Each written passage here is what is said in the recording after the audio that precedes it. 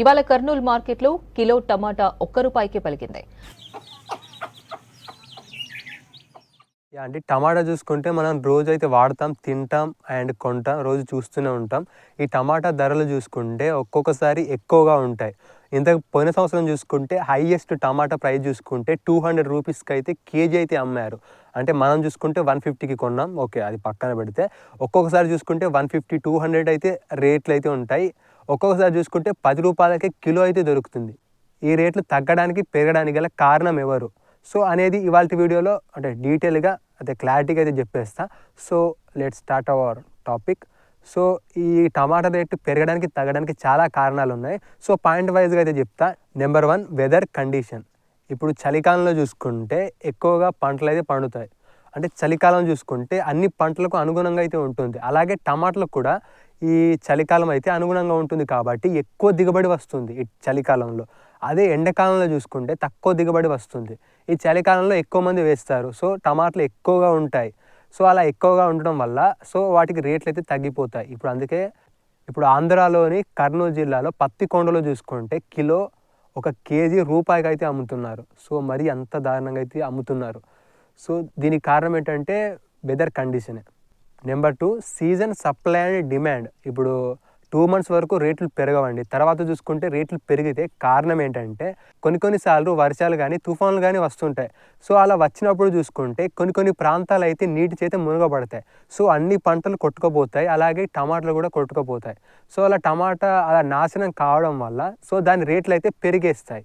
ఆ ప్రాంతం వాళ్ళు చూసుకుంటే టమాటాలను ఎక్స్పోర్ట్ చేసేవాళ్ళు. ఇప్పుడు అలా నీటి చేత మునగడం వల్ల వాళ్ళు ఇంపోర్ట్ చేసుకుంటున్నారు.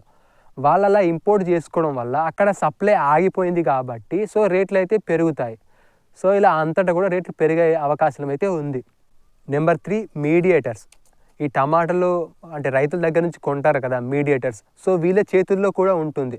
వీళ్ళు డైరెక్ట్గా కస్టమర్కి అంటే రైతుల నుంచి కొని కస్టమర్స్కి అమ్ముతారు కదా. సో వీళ్ళ చేతులు కూడా టమాటాల రేటు తగ్గించాలా పెంచాలా అనేది కూడా ఉంటుంది.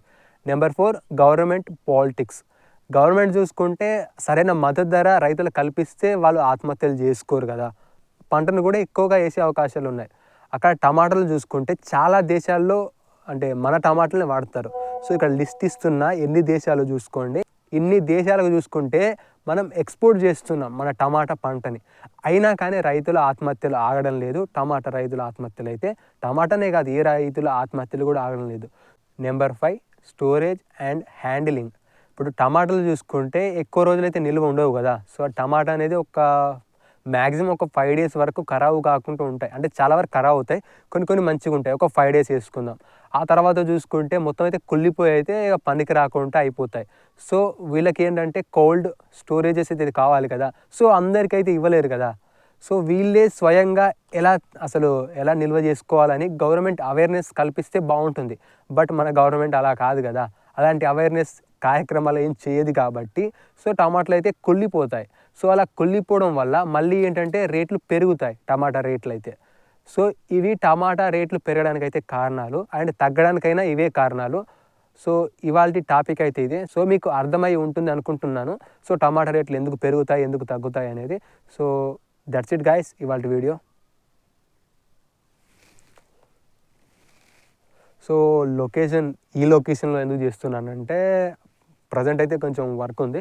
సో ఆ వర్క్ చేయంగా ఇక్కడికైతే వచ్చేసా, లేకుంటే ఇంట్లోనే చేస్తా. సో ఈ లొకేషన్ అయితే ఎప్పటికీ మీకు ఉండదు. So don't worry that location గురించి అయితే ఇంకా నీట్గా క్లీన్గా అయితే బాగుంటుంది. సో వరీ కాకండి, మంచి ఇన్ఫర్మేషన్ చెప్తా.